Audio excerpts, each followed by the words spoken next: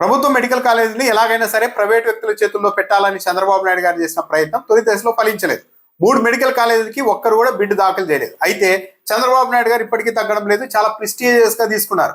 నా ప్రభుత్వంలో ప్రైవేట్ వ్యక్తుల్ని పిలిస్తే రాకపోవడం ఏంటి, కాబట్టి మరిన్ని రాయితీలైనా ఇవ్వండి, ఎలాగైనా సరే దీన్ని ముందుకు తీసుకెళ్లాలని చంద్రబాబు నాయుడు గారు ప్రకటించారంటే ఎట్టి పరిస్థితుల్లో కూడా ప్రభుత్వ మెడికల్ కాలేజీని వదిలించుకోవాలి, ప్రైవేట్ వాళ్ళకి ఇచ్చేయాలనేది చంద్రబాబు నాయుడు గారి కాన్సెప్ట్ లా కనపడుతుంది. ఈ నేపథ్యంలోనే మంత్రి నారా లోకేష్ గారు ట్విట్టర్ లో ఒక వీడియోని ప్లే చేశారు. అది గ్రాఫిక్స్ కి సంబంధించిన వీడియో.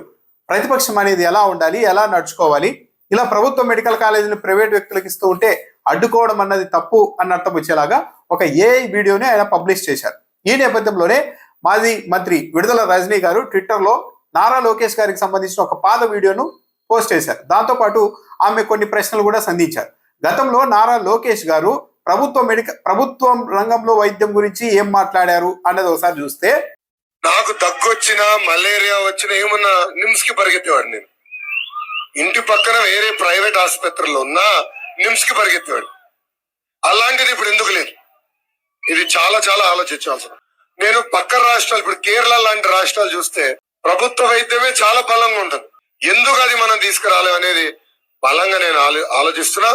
మీకు మెరుగైన వైద్యం ఎందుకు అందించలేం అనేది ఒక ఛాలెంజ్ గా తెలుగుదేశం ప్రభుత్వం తీసుకుంటుంది. నారా లోకేష్ గారు చెప్తున్నారు, తాను చిన్నప్పుడు హైదరాబాద్ లో ఉండేవాడిని, దగ్గు వచ్చినా మలేరియా వచ్చినా ఏమొచ్చినా నిమ్స్ కు పరిగెత్తేవాడిని అప్పట్లో, కానీ ఇప్పుడు ఆ పరిస్థితి ఎందుకు లేదు అని చెప్తున్నారు. ఎందుకు లేదు అంటే అప్పట్లో ముఖ్యమంత్రులు ఇలా ఆలోచించలేదు. ప్రభుత్వ రంగంలో వైద్యం అనేది చాలా అవసరమని నిమ్స్ లాంటివి అన్ని కట్టారు. మనం కూడా నిమ్స్ తరహాలో ప్రభుత్వ ఆసుపత్రుల్ని ఎందుకు బలోపేతం చేయలేము అన్నది నేను చాలా నిజంగా ఆలోచిస్తూ ఉన్నానని ఆ రోజు చెప్పారు నారా లోకేష్ గారు. కేరళలో చూస్తే ప్రభుత్వ వైద్యమే చాలా బలంగా ఉంటుంది, మనం కూడా కేరళ తరహాలో ఎందుకు చేయలేమన్నది మేము చాలా బలంగా ఆలోచిస్తున్నాం. తెలుగుదేశం పార్టీ ఆ దిశగా చిత్తశుద్ధితో పనిచేసి ప్రభుత్వ రంగంలోనే మెరుగైన వైద్యం అందించేలాగా చర్యలు తీసుకుంటామని గతంలో చెప్పారు. కానీ ఇప్పుడు మాత్రం ప్రభుత్వ మెడికల్ కాలేజీని ప్రైవేట్ వ్యక్తులకు ఇవ్వడమే న్యాయం, అదే సరైన పరిపాలన, దానికి అడ్డుపడే వాళ్ళంతా రాక్షసులు, దుర్మార్గులు అంటూ పూర్తిగా రివర్స్ లో ప్రచారం చేస్తూ ఉన్నారు. ఈ వీడియోను పోస్ట్ చేసిన విడుదల రజనీ గారు కొన్ని ప్రశ్నలు కూడా నారా లోకేష్ గారికి సంధించారు. నారా లోకేష్ గారు గ్రాఫిక్స్ తో ఏఐని ఉపయోగించి వీడియోలు చేయడంలో మీరు సిద్ధహస్తులని రాష్ట్ర ప్రజలందరికీ తెలుసు. మీరు ట్వీట్ చేసిన ఈ వీడియో చూసిన తర్వాత మిమ్మల్ని కొన్ని ప్రశ్నలు అడగదలుచుకున్నాం.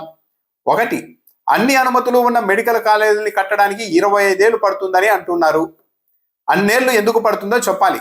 మా నాయకుడు వైఎస్ జగన్ గారి 5 ఏళ్ల పాలనలో 2 ఏళ్లు కరోనా పోను, మిగిలిన 3 ఏళ్లలోనే 17 మెడికల్ కాలేజీలకు భూమి సేకరించి అనుమతులు పొంది 5 మెడికల్ కాలేజీలు కూడా పూర్తి చేశారు. అప్పటికే మరో 2 ప్రారంభానికి సిద్ధంగా కూడా ఉన్నాయి.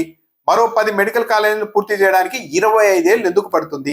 25 ఏళ్ళు పడుతుంది అనేది పచ్చి అబద్ధం. ప్రభుత్వానికి చిత్తశుద్ధి ఉంటే ల్యాండ్ ఉండి సగం భవనాలన్నీ పూర్తి అయినాయి కాబట్టి ఒక జస్ట్ 2 ఏళ్లలో పూర్తి చేయొచ్చు. కానీ ఉద్దేశాలు అవి కాదు.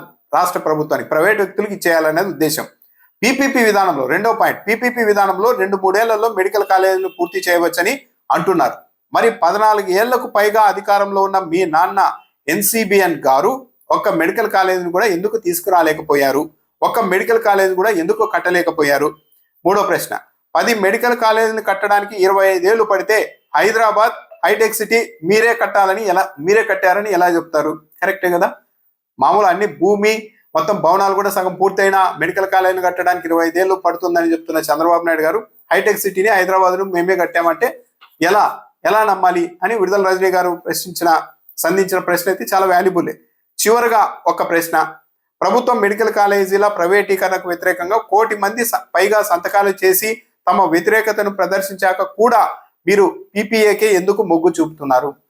1 కోటి మంది కాదు, 2 కోట్ల మంది సంతకాలు చేసినా సరే చంద్రబాబు నాయుడు గారు ఈ కాలేజీల్ని ప్రైవేట్ వ్యక్తులకు అప్పగించాలని డిసైడ్ అయిపోయారు. అది ఎందుకు డిసైడ్ అయ్యారన్నది జగమెరిగిన రహస్యమే. కాబట్టి ఎన్ని చెప్పుకున్నా ఇంకో 10 కోట్ల మంది వచ్చి సంతకాలు చేసినా చంద్రబాబు నాయుడు గారు అయితే ఆగేలా లేదు. ఇది రాష్ట్ర ప్రజల దురదృష్టం.